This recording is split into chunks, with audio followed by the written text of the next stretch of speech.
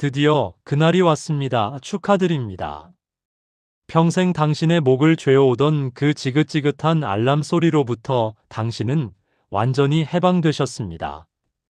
이제 아침 7시에 눈을 뜨며 심장이 덜컥 내려앉을 일도 없고 꽉 막힌 도로 위에서 옆차와 눈싸움을 하며 출근 전쟁을 치를 필요도 없습니다. 당신은 이제 완벽한 자유인입니다. 국가와 사회, 그리고 가정이 부여한 모든 의무로부터 은퇴한 당신은 이제 세상이 부러워하는 휴가의 주인공이 되셨습니다. 그런데 이상하지 않습니까? 그토록 갈망하던 자유가 주어졌는데 왜 당신의 거실은 이토록 차갑고 적막할까요?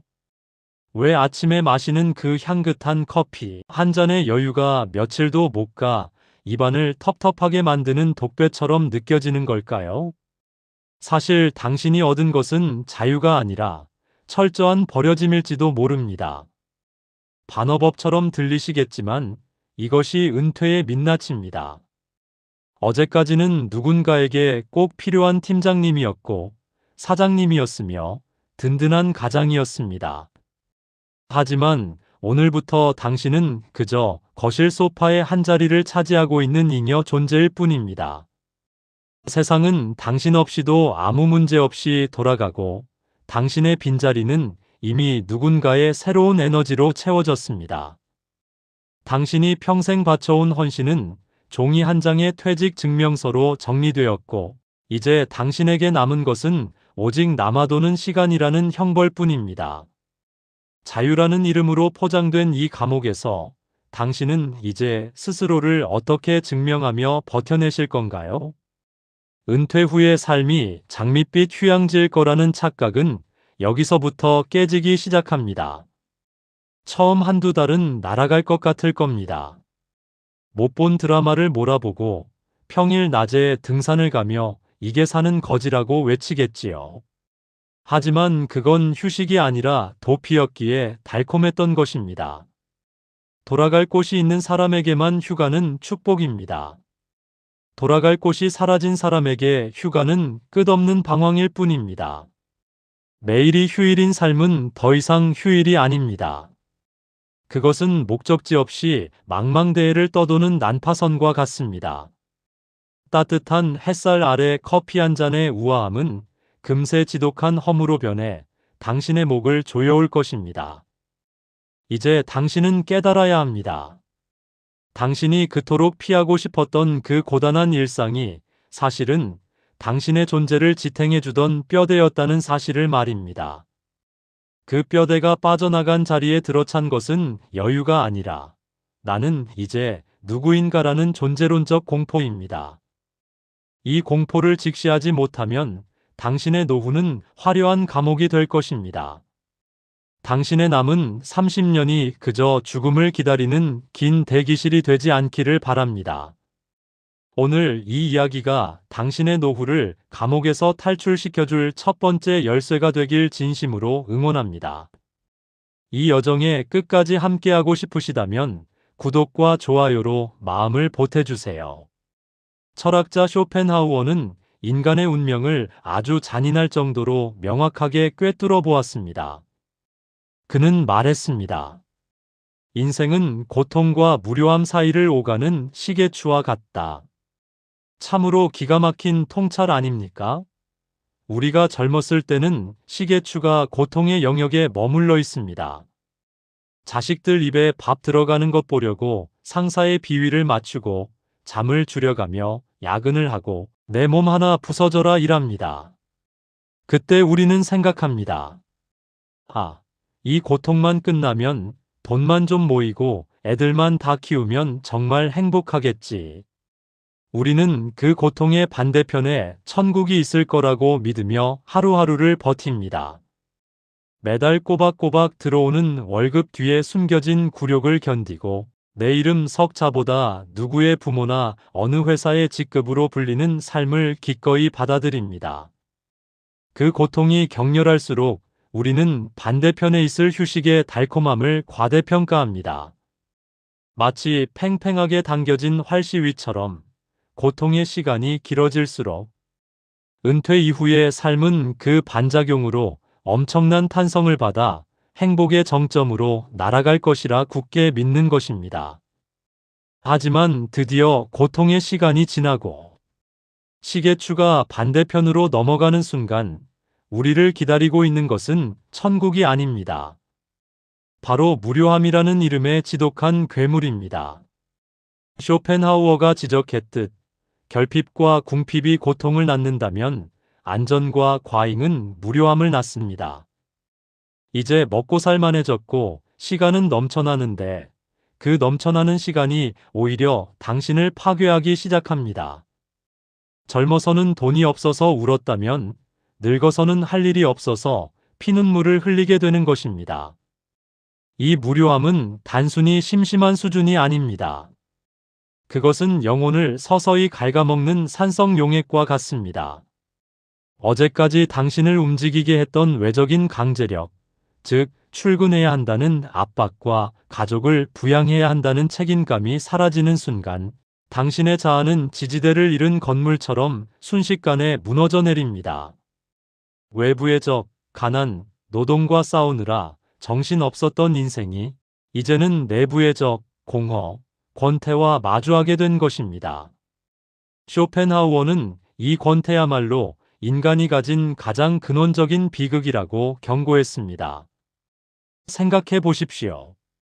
아침에 눈을 떴을 때 오늘 하루 내가 해야 할 일이 단 하나도 없다는 사실을 깨닫는 순간의 그 서늘함을 말입니다. TV 채널을 100번 돌려봐도 가슴을 뛰게 하는 화면은 없고 전화번호부를 뒤져봐도 선뜻 전화 걸 곳이 없습니다. 어제와 똑같은 오늘, 오늘과 똑같을 내일이 30년 동안 반복된다고 상상해 보십시오. 이것이 쇼펜하우어가 말한 인생의 본질입니다. 고통에서 벗어나기 위해 발버둥 쳐서 도착한 곳이 겨우 죽음보다 깊은 심심함이라니 이보다 더 허망한 역설이 어디 있겠습니까? 무료함이라는 괴물은 우리에게 끊임없이 속삭입니다. 너는 이제 쓸모없는 존재야. 너의 시간은 가치가 없어.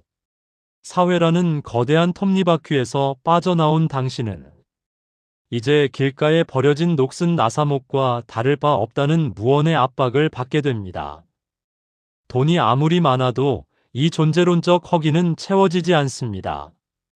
통장의 잔고는 늘어날지언정 마음의 잔고는 매일같이 마이너스를 기록하며 당신의 자존감을 갉아먹습니다. 이 괴물은 우리의 몸도 병들게 만듭니다. 목적을 잃은 뇌는 급격히 노화하고 활력을 잃은 근육은 무기력에 잠식됩니다. 멀쩡하던 사람도 할 일이 없어지면 여기저기 아프기 시작하는 이유가 여기에 있습니다. 뇌과학적으로도 뚜렷한 목표나 자극이 없는 뇌는 스스로를 퇴화시킵니다. 마음의 병인 우울증은 이 틈을 타 당신의 삶의 거처를 마련합니다. 내가 이 나이 먹고 여기서 뭐하고 있나라는 자괴감이 밀려오는 순간 당신은 쇼펜하우어의 시계추가 가장 어두운 지점에 멈춰 섰음을 깨닫게 될 것입니다. 일본에서 정년퇴직한 남편을 둔 아내들이 겪는다는 은퇴 남편 증후군이나 자녀들이 떠난 뒤 어머니들이 겪는 빈둥지 증후군의 본질도 결국 이 지독한 무료함이 가져온 파괴적 결과물입니다. 무료함은 배부른 자의 사치가 아니라 생존을 위협하는 가장 강력한 적이며 정신을 마비시키는 소리 없는 살인마입니다. 그렇다면 우리는 이 비극적인 시계추의 운명에서 영원히 벗어날 수 없는 걸까요? 아닙니다. 쇼펜하우어는 문제의 원인뿐만 아니라 해결의 실마리도 남겨두었습니다. 시계추를 멈추려 애쓰지 말고 그 움직임 자체를 즐길 수 있는 내면의 힘을 기르라는 것입니다. 그는 지능이 높고 내면이 풍요로운 사람일수록 무료함에서 멀어질 수 있다고 했습니다. 무료함이 괴물이 되어 당신을 잡아먹게 두지 마십시오. 무료함이 당신의 방을 감옥으로 만들게 방치하지 마십시오. 이제 우리는 그 지독한 무료함의 정체를 알았으니 그것을 길들이는 법을 배워야 합니다. 당신의 남은 인생은 이 시계추의 진동을 어떻게 다루느냐에 따라 우아한 왈츠가 될 수도 처절한 비명이 될 수도 있습니다. 괴물과 싸우기 위해서는 먼저 우리가 쥐고 있는 무기가 가짜인지 진짜인지를 구분해야 합니다. 우리가 휴식이라 믿었던 것들이 사실은 우리를 서서히 죽이고 있었던 것은 아닐까요? 다음 장에서는 당신의 노후를 망치는 치명적인 독약, 가짜 행복의 정체를 낱낱이 파헤쳐 보겠습니다. 괴물을 이기는 첫걸음은 그가 주는 가짜 미끼를 물지 않는 것에서 시작됩니다. 은퇴 후 가장 먼저 우리를 유혹하는 것은 안락함이라는 이름의 치명적인 함정입니다. 평생을 전쟁터 같은 직장에서 혹은 폭풍우 같은 가계부 속에서 사투를 벌여온 당신에게 은퇴 후의 거실 소파는 세상에서 가장 달콤하고 정당한 안식처처럼 보일 것입니다. 아침에 일어나 더 이상 갈 곳이 없다는 사실을 자각하는 순간 당신의 발걸음은 자연스럽게 거실 한복판으로 향합니다. 그리고 그곳에는 마치 당신만을 기다렸다는 듯 커다란 화면에 TV가 서 있습니다. 혹은 당신의 손바닥 안에서 24시간 잠들지 않는 작은 괴물, 유튜브가 끊임없이 당신이 좋아할 만한 영상들을 쏟아냅니다. 당신은 이것을 꿀맛 같은 휴식이라고 부릅니다. 평생 고생했으니 이 정도 여유는 누릴 자격이 있지라며 스스로를 기특해 합니다. 리모컨의 전원 버튼을 누르는 그 가벼운 동작 하나로 당신은 순식간에 화려한 조명과 웃음소리가 가득한 별세계로 입장합니다. 하지만 당신이 간과하고 있는 사실이 있습니다. 그 전원 버튼을 누르는 순간 당신의 영혼을 깨어있게 하던 스위치는 역설적으로 꺼지기 시작한다는 점입니다. 당신은 TV를 보며 웃고 울고 분노하지만 그것은 당신의 감정이 아닙니다. 화면 속 연예인이 웃으니 따라 웃고 드라마 속 악역이 나오니 대리 분노를 느낄 뿐입니다. 뇌과학적으로 분석해보면 영상 매체를 수동적으로 시청할 때 우리 뇌의 사령탑인 전두엽은 사실상 동면 상태에 들어갑니다. 전두엽은 인간을 인간답게 만드는 부위입니다. 복잡한 문제를 해결하고 미래를 설계하며 도덕적 판단을 내리고 무엇보다 의지를 발휘하는 곳입니다. 그런데 자극적인 영상이 뇌로 쏟아져 들어오면 전두엽은 그 정보의 양을 감당하지 못하고 항복을 선언합니다. 대신 시각과 청각을 담당하는 후두엽과 측두엽만이 과부하가 걸린 채 자극을 받아먹기에 바쁩니다. 이것은 휴식이 아니라 뇌의 마취입니다. 마취된 환자가 통증을 느끼지 못하듯 당신은 영상을 보는 동안 노후의 불안과 고독을 잠시 잊을 뿐입니다. 하지만 마취에서 깨어났을 때 수술 부위의 고통이 더 생생하게 다가오듯 TV를 끄는 순간 당신을 덮치는 공허함은 이전보다 훨씬 무겁고 차갑게 당신을 짓누를 것입니다. 시간을 즐기는 것과 죽이는 것의 차이는 종이 한 장 차이 같지만 그 결과는 천양지판입니다. 시간을 즐긴다는 것은 나의 주관적인 의지가 개입되어 내 영혼에 어떤 유의미한 흔적이나 성취를 남기는 행위입니다. 반면 시간을 죽이는 것은 그저 견디기 힘든 무료함으로부터 도망치기 위해 내 생명과도 같은 시간을 쓰레기통에 내던지는 방어 기제에 불과합니다. 영상 매체는 시간을 죽이는데 가장 효율적인 도구입니다. 1시간짜리 트로트 경연 대회를 보고 이어서 자극적인 정치 유튜버의 방송을 보고 다시 건강정보 프로그램을 전전하다 보면 오전이 가고 오후가 지나갑니다. 저녁 노을이 거실 깊숙이 들어올 때쯤 당신은 비로소 전원을 끕니다. 그때 당신의 몸 상태를 보십시오. 어깨는 결리고 눈은 침침하며 머리는 맑아지기는커녕 안개가 낀 듯 멍합니다. 영혼에 남은 것은 아무것도 없습니다. 그저 누군가의 화려한 인생을 훔쳐보느라 당신의 단 한 번뿐인 오늘이라는 소중한 자원을 낭비했을 뿐입니다. 죽은 시간은 결코 부활하지 않으며 죽은 시간을 먹고 자란 노년은 결국 빈 껍데기만 남게 됩니다. 쇼펜하우어는 지능이 낮은 사람일수록 지루함을 참지 못해 끊임없이 외부의 자극을 찾는다고 일갈했습니다. 여기서 지능이란 학교 성적이 아니라 내면의 풍요로움을 뜻합니다. 내면이 가난한 자는 10분간의 정적도 견디지 못합니다. 그 고요함 속에 울려 퍼지는 자신의 초라한 목소리가 두려워 서둘러 TV 볼륨을 높이고 유튜브의 시끄러운 음악 뒤로 숨어버립니다. 이것이 바로 가짜 행복의 실체입니다. 당신을 행복하게 해주는 것이 아니라 당신이 불행하다는 사실을 잠시 잊게 해줄 뿐인 진통제 말입니다. 진통제에 의존할수록 병의 뿌리는 깊어집니다.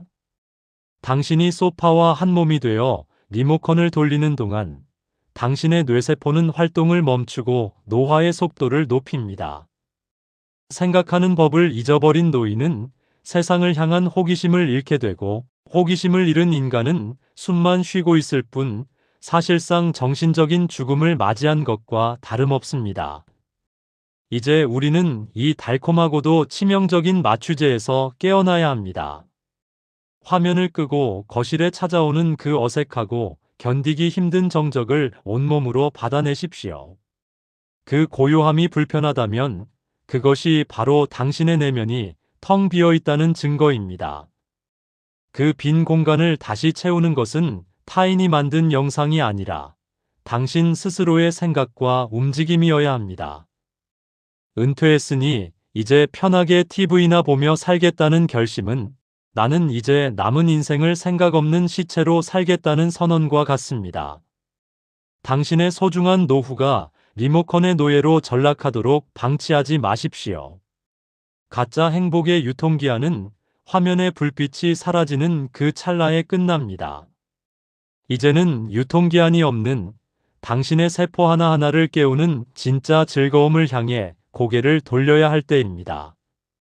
멍하니 화면을 바라보는 소비자의 삶을 끝내고 당신만의 시간을 창조하는 생산자의 삶으로 나아가는 첫걸음은 지금 당장 그 리모컨을 서랍 깊숙이 집어넣는 것에서 시작됩니다. 당신의 영혼이 다시 꿈틀거리기 시작할 때 비로소 당신의 노후는 마취가 아닌 생동의 연대기로 전환될 것입니다. 노년의 외로움을 달래기 위해 우리가 가장 흔히 그리고 가장 손쉽게 선택하는 길은 바로 타인과의 관계에 모든 것을 거는 것입니다. 은퇴 후 갑자기 쏟아진 시간의 홍수 속에서 혼자 있는 법을 배우지 못한 이들은 끊임없이 스마트폰 화면을 만지작거립니다. 먼저 연락이 오지 않으면 전화번호부를 처음부터 끝까지 훑으며 누구에게라도 전화를 걸어 의미 없는 수다를 떨 대상을 찾습니다. 별로 좋아하지도 않는 동창회나 모임에 빠짐없이 얼굴을 비추고 그곳에서 오가는 공허한 자랑질과 뒷담화에 장단을 맞추며 자신이 여전히 세상과 연결되어 있다는 착각을 하려 애씁니다. 하루라도 약속이 없는 날이면 내가 인생을 잘못 살았나 하는 자책에 빠지거나 세상으로부터 소외되었다는 공포에 휩싸입니다. 이들은 자신의 행복을 결정할 리모컨을 타인의 손에 쥐어준 채 그들이 나를 향해 웃어주기만을 기다리는 가련한 관객과 같습니다. 남이 나를 찾아주면 그제야 생기를 얻고 남이 나를 소홀히 하면 순식간에 불행의 나락으로 떨어지는 살. 이것이 바로 노후를 가장 비참하고 비굴하게 만드는 국어라는 행복의 민낯입니다. 쇼펜하우어는 이러한 인간의 태도를 두고 내면이 빈곤한 사람일수록 끊임없이 외부에서 자극을 찾는다고 날카롭게 진단했습니다. 스스로의 마음속에 즐길 거리나 평화, 그리고 자기를 지탱할 단단한 기둥이 없기 때문에 타인의 목소리와 시끌벅적한 소란으로 그 텅 빈 방을 채우려 한다는 것입니다. 하지만 냉정하게 생각해 보십시오. 타인은 결코 당신의 근본적인 공허함을 대신 채워줄 수 없습니다. 오히려 사람을 많이 만나고 돌아오는 길에 느끼는 허무함이 더 크지 않던가요? 맞지도 않는 사람들과 억지로 웃으며 비위를 맞추고 돌아와서는 그들이 내뱉은 사소한 말 한마디에 밤잠을 설치며 고민하는 그 과정이 정말 당신을 행복하게 합니까? 타인에게 의존하는 행복은 뿌리 없는 조화와 같습니다. 그들이 이사를 가거나 건강이 나빠지거나 혹은 관계가 소원해지는 순간 당신의 세계는 맥없이 무너져 내립니다. 행복의 주권이 나에게 없으니 당신의 기분은 늘 타인의 변덕과 환경의 변화에 휘둘리는 돛담배 신세를 면치 못하게 됩니다. 특히 자식에게 모든 것을 거는 부모만큼 위험하고 슬픈 도박은 없습니다. 당신은 그것을 부모로서의 헌신이자 사랑이라고 아름답게 포장하겠지만 냉정히 말해 그것은 자식의 인생을 통해 내 결핍을 채우려는 보상 심리의 다른 이름일 때가 많습니다. 내가 너를 어떻게 키웠는데, 내가 너희를 위해 어떻게 살았는데라는 마음이 고개를 드는 순간 부모와 자식의 관계는 숭고한 사랑이 아닌 처절한 거래가 됩니다.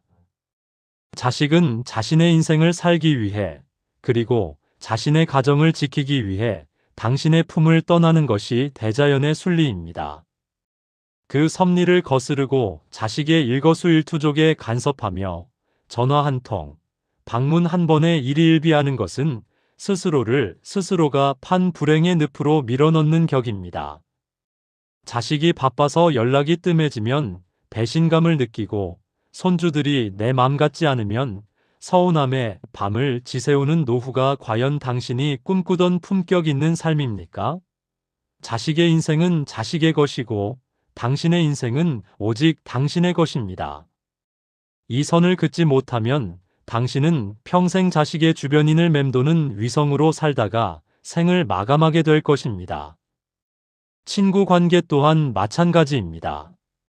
젊은 시절의 의리는 나이가 들수록 물리적, 심리적 한계에 부딪힙니다. 나이가 들수록 주변의 친구들은 하나둘 곁을 떠나기 마련입니다. 누군가는 병석에 눕고 누군가는 자식 따라 멀리 이사를 가며 누군가는 먼저 세상을 등집니다. 이것은 슬픈 일이 아니라 자연스러운 순환의 과정입니다. 그런데 이런 필연적인 이별이 올 때마다 내 삶의 낙이 송두리째 사라진다면 그 인생이 얼마나 위태롭습니까? 쇼펜하우어는 고귀한 성품을 지닌 사람일수록 타인과 어울리기보다는 고독을 선택한다고 했습니다. 왜냐하면 타인과 어울리기 위해서는 나 자신의 수준을 낮추거나 타인의 어리석음에 장단을 맞춰야 하기 때문입니다. 무리 속에 섞여야만 안도감을 느끼는 것은 약한 동물의 본능입니다. 진정한 강자는 혼자 서 있는 법을 압니다. 친구가 만나주지 않아도 서운할 일이 없고 자식이 연락하지 않아도 내 할 일 하느라 바빠서 신경 쓸 겨를이 없는 상태. 그것이 바로 노년이 도달해야 할 최고의 경지입니다. 진정으로 품격 있고 우아한 노후를 보내는 사람은 타인의 박수나 관심에 구걸하지 않습니다. 타인은 내 삶이라는 무대를 풍성하게 해주는 장식일 뿐, 그 무대를 지탱하는 주춧돌이 되어서는 안 된다는 것을 뼈저리게 알고 있기 때문입니다. 내면이 풍요로운 사람은 혼자 있을 때 비로소 가장 자유롭고 당당한 왕이 됩니다. 누군가 나를 찾아주면 그 인연을 감사히 즐기되, 찾아주지 않아도 나만의 서재에서, 나만의 산책길에서, 나만의 취미 속에서 시간 가는 줄 모르는 삶을 삽니다. 타인의 온기라는 마약에 취해 당신의 홀로서기 근육을 퇴화시키지 마십시오. 당신의 행복을 결정할 최종 결재권을 타인에게 넘겨주지 마십시오. 당신 인생이라는 연극의 주인공은 오직 당신뿐이며 그 주인공은 객석이 텅 비어 있어도 무대 위에서 스스로의 빛으로 찬란하게 빛나야 합니다. 고독을 두려워하며 타인의 그림자를 쫓는 비참한 노후 대신 혼자서도 꽉 찬 기쁨을 누리는 단단한 삶을 선택하십시오.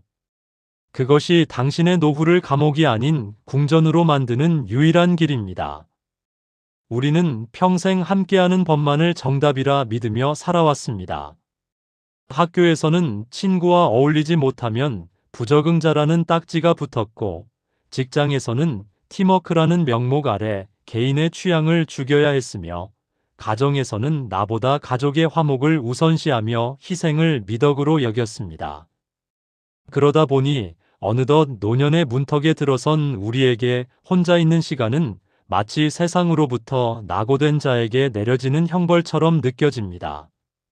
텅 빈 집안에 흐르는 정막을 소외나 외로움이라는 부정적인 단어로만 해석하며 그 고요함이 두려워 억지로 라디오를 켜거나 의미 없는 소음을 만들어내기도 합니다. 하지만 쇼펜하우어는 우리의 이런 통념을 정면으로 반박하며 아주 충격적인 선언을 합니다. 인간은 혼자 있을 때 비로소 온전한 자신이 된다. 고독을 사랑하지 않는 자는 자유를 사랑하지 않는 자다. 이 말은 노후의 행복이 타인과의 연결이 아니라 나 자신과의 결합에 달려있다는 사실을 꿰뚫는 일침입니다. 이제 노년이 된 당신에게 시급히 필요한 것은 쇠퇴해가는 육체의 근육보다 훨씬 강력한 고독의 근육입니다. 이 근육은 단순히 혼자 있는 시간을 묵묵히 견뎌내는 인내심을 말하는 것이 아닙니다.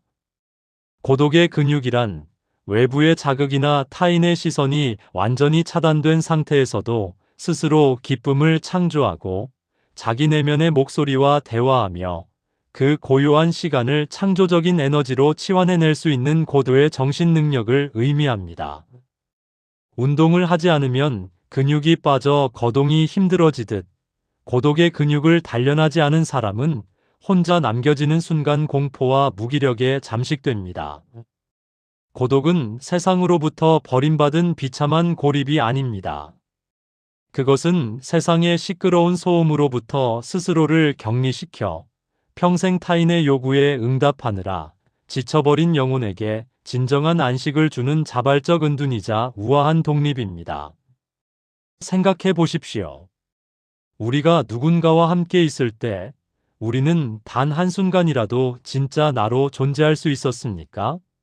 상대를 배려한다는 명목 아래 내 표정을 관리해야 했고, 대화의 맥이 끊기지 않게 억지 미소를 지어야 했으며, 내 본연의 욕망보다는 타인의 기준에 맞춘 사회적 가면을 써야만 했습니다. 쇼펜하우어는 타인과 어울린다는 것은 필연적으로 자기 자신의 상당 부분을 깎아내고 포기하는 과정이라고 말했습니다. 결국 함께 있다는 것은 나를 소모하는 행위이며 혼자 있다는 것은 나를 채우는 행위입니다. 고독의 근육이 단단한 사람은 혼자서 식당에 들어가 밥을 먹어도 타인의 눈치를 보며 처량해하지 않습니다. 혼자 길을 걸어도 외롭다고 느끼는 대신 발바닥에 닿는 대지의 감촉과 내 머릿속을 스쳐가는 생각의 흐름에 오롯이 집중합니다. 방해받지 않고 오직 나만을 위해 존재하는 그 시간을 우주가 나에게 준 가장 고귀한 축복으로 여기는 것입니다. 은퇴 후 우리 앞에 펼쳐진 30년, 40년이라는 방대한 시간은 결코 형벌이 아닙니다. 그것은 평생 타인의 삶을 위해, 조직의 이익을 위해, 자식의 앞날을 위해 소진했던 당신의 에너지를 이제야 비로소 오직 당신 자신을 위해 쓸 수 있도록 허락된 신의 선물입니다. 이 거룩한 시간을 제대로 누리기 위해서는 반드시 고독을 가장 친한 친구로 삼아야 합니다. 혼자 책을 읽으며 세월을 뛰어넘어 현자들과 대화하고, 혼자 길을 걸으며 내 안에 엉킨 실타래를 풀어내며 혼자 무언가를 배우고 만들어보는 그 은밀하고도 위대한 즐거움에 빠져보십시오.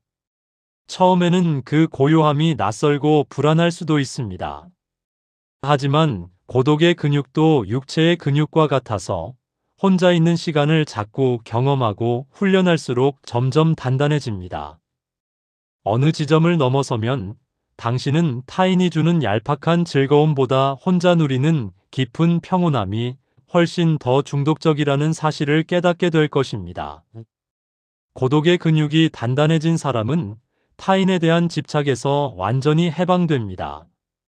남이 나를 알아주지 않아도 서운함이 없고 자식이 연락을 하지 않아도 내 내면의 숲을 가꾸느라 바빠서 신경 쓸 겨를이 없습니다. 이때 비로소 당신은 진정한 의미의 자유를 얻게 됩니다. 남이 허락해주는 자유가 아니라 내가 스스로 쟁취하고 완성한 내면의 자유 말입니다. 쇼펜하우어는 혼자 있는 시간을 우아하게 보낼 줄 아는 사람의 얼굴에는 그 어떤 성형수술로도 만들 수 없는 깊은 평온함과 지적인 향기가 서린다고 했습니다. 그런 사람은 억지로 사람을 끌어당기지 않아도 그 단단한 내면의 빛에 이끌려 사람들이 존경의 마음으로 모여듭니다. 설령 주변에 아무도 남지 않는다 해도 상관없습니다. 이미 내 안에 꽉 찬 보물 창고가 있고 나 자신이 나의 가장 좋은 대화 상대가 되어주기 때문입니다. 고독은 당신의 노후를 갉아먹는 적이 아니라 당신의 품격과 자존감을 지켜주는 가장 충실한 수호신입니다. 이제 혼자 있는 시간을 두려워하며 도망치는 비굴한 삶을 끝내십시오. 그 고요한 평화 속으로 당당히 걸어 들어가 당신만의 왕국을 건설하십시오. 당신이 고독을 즐기기 시작할 때 당신의 노후는 비로소 감옥의 담벼락을 무너뜨리고 끝없이 넓은 자유의 대지로 나아가게 될 것입니다. 혼자 놀 줄 아는 능력은 노년에 가질 수 있는 가장 강력한 무기이자 가장 우아한 자산입니다. 당신의 고독이 깊어질수록 당신의 인생은 더욱 찬란하게 완성될 것입니다. 이제 그 누구도 방해할 수 없는 당신만의 위대한 시간, 고독의 문을 열고 들어가십시오. 그곳에서 당신은 평생 잊고 지냈던 진짜 당신을 만나게 될 것입니다. 나이가 들면 뇌가 굳고 기억력이 감퇴하는 것이 당연한 순리라고들 말합니다.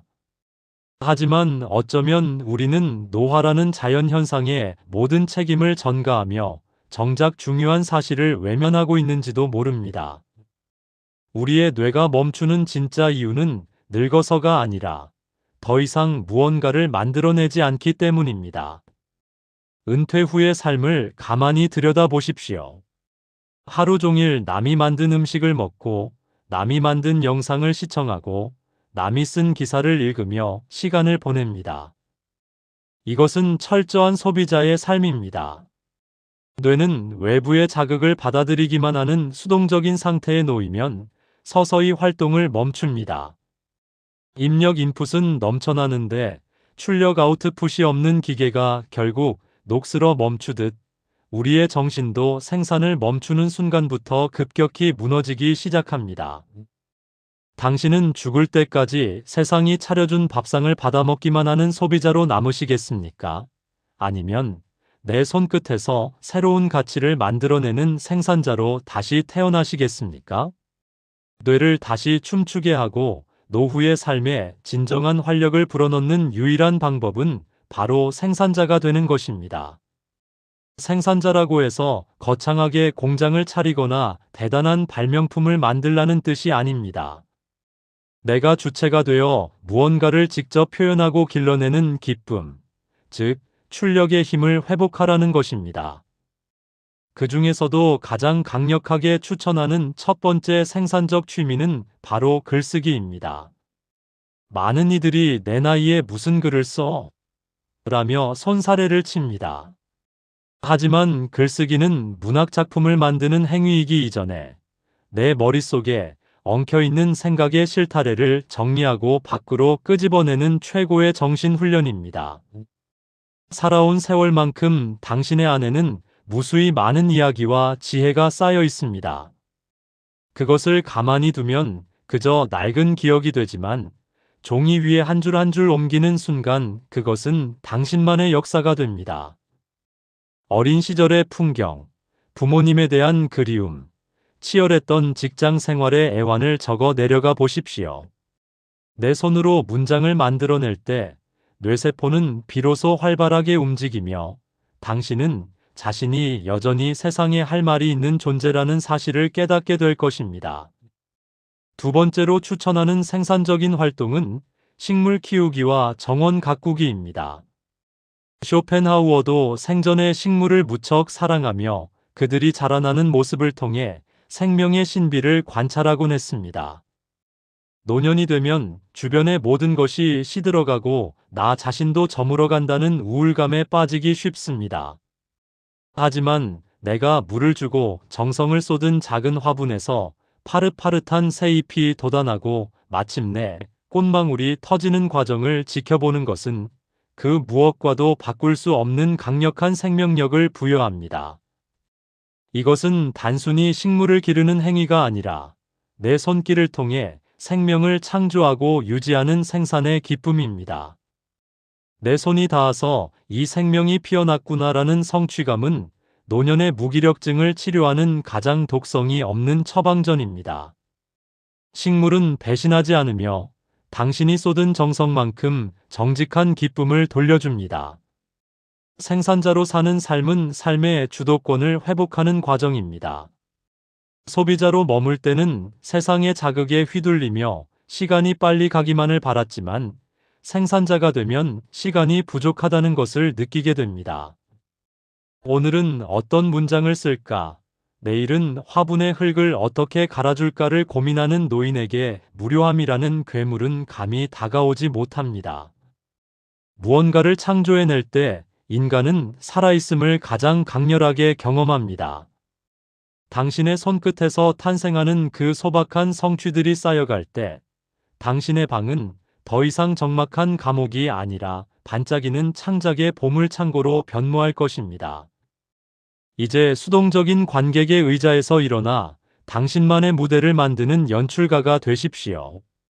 그것이 노년의 품격을 완성하는 첫 번째 열쇠입니다. 돈 한 푼 들이지 않고도 우리 영혼을 가장 풍요롭게 만들 수 있는 최고의 취미는 무엇일까요? 아마 많은 분이 운동을 떠올리실 겁니다. 하지만 제가 오늘 여러분께 제안하는 걷기는 단순히 만보기를 채우기 위해 땀을 흘리거나 혈당 수치를 낮추기 위해 숙제처럼 해치우는 노동으로서의 걷기가 아닙니다. 진정한 노년의 걷기는 몸을 움직여 마음의 먼지를 씻어내는 움직이는 명상이자 발바닥으로 땅을 읽고 머리로 하늘을 쓰는 사색의 과정이어야 합니다. 철학자 칸트는 매일 오후 같은 시간 산책을 즐겼고 쇼펜하우어 또한 매일 일정 시간을 걷는데 할애했습니다. 이 위대한 지성들이 그토록 걷기에 집착했던 이유는 다리 근육을 키워 장수하기 위해서가 아니었습니다. 걷는 동안 복잡했던 머릿속이 맑아지고 집안에 가만히 앉아 있을 때는 결코 풀리지 않던 인생의 난제들이 발걸음의 리듬을 타고 하나둘 풀리는 경험을 했기 때문입니다. 우리의 뇌는 몸이 정지해 있을 때보다 일정한 리듬으로 움직일 때 훨씬 더 유연하고 창조적으로 작동합니다. 고인 물이 썩듯 가만히 앉아만 있는 몸에는 부정적인 생각과 어두운 근심 걱정이 고이기 마련입니다. 어제의 후회, 내일의 불안, 누군가에게 받은 서운함이 머릿속을 맴돌 때 무작정 신발끈을 묶고 밖으로 나가 보십시오.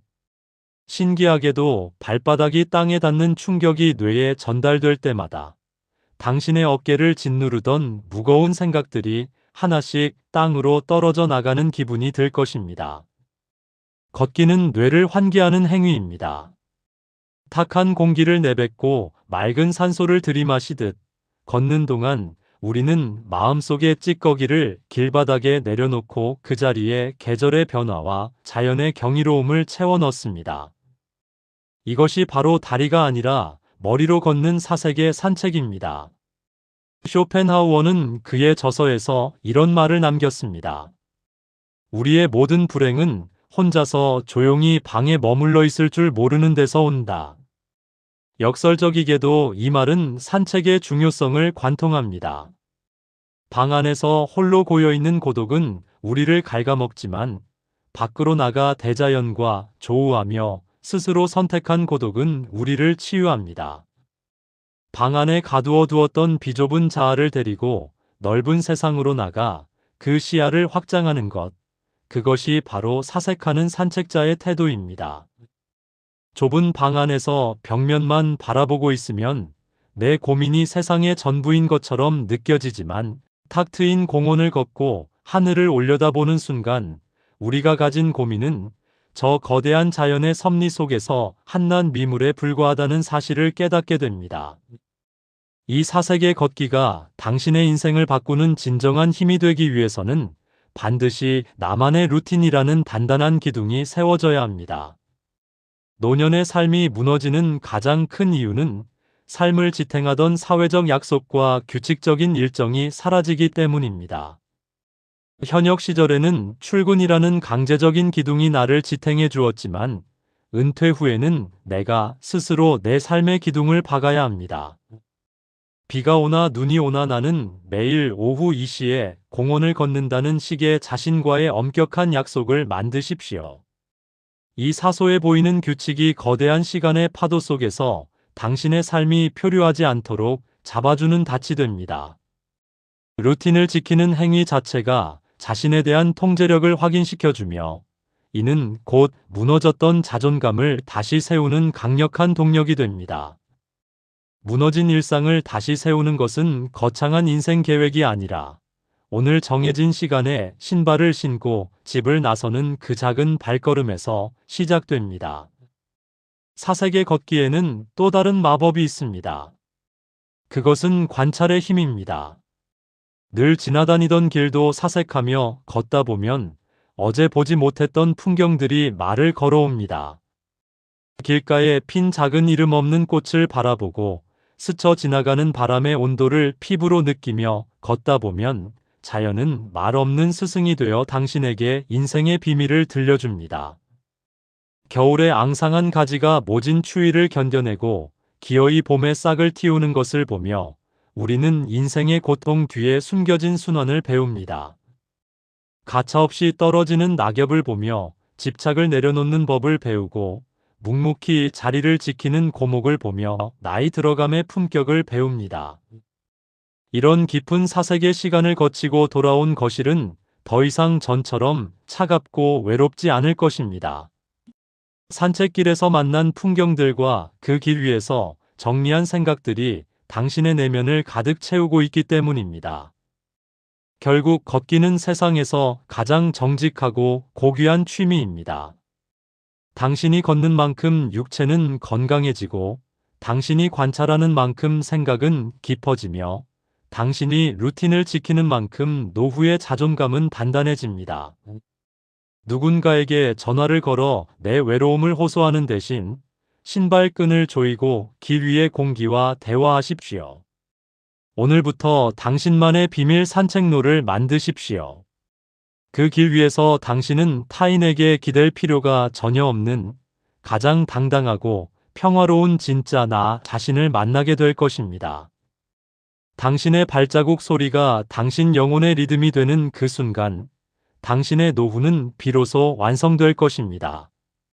많은 어르신이 무언가를 새로 배워보시라고 권하면 손사래부터 치며 이렇게 묻습니다.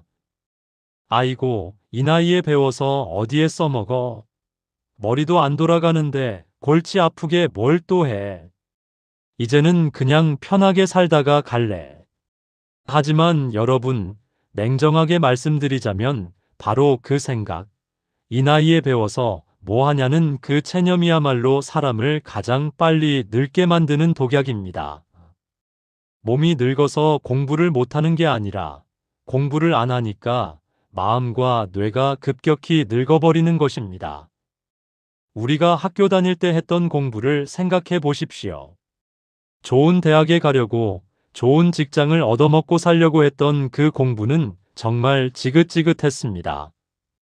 시험을 봐야 했고 남들과 경쟁해서 이겨야 했으니까요.